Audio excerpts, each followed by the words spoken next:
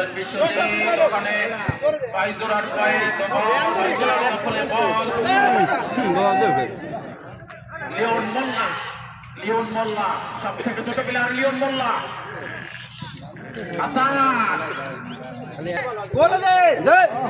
tournament আয়োজক কমিটির দৃষ্টি আকর্ষণ করছি আপনারা ফাইনাল ম্যাচে মজির জন্য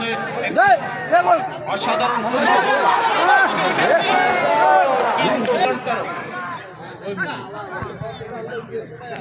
বিশ্বজিতের উদ্দেশ্যে বাড়িয়েছিলেন মেহেদী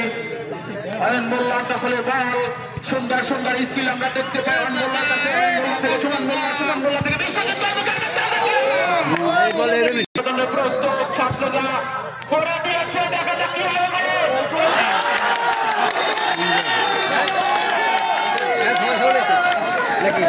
পূর্ণ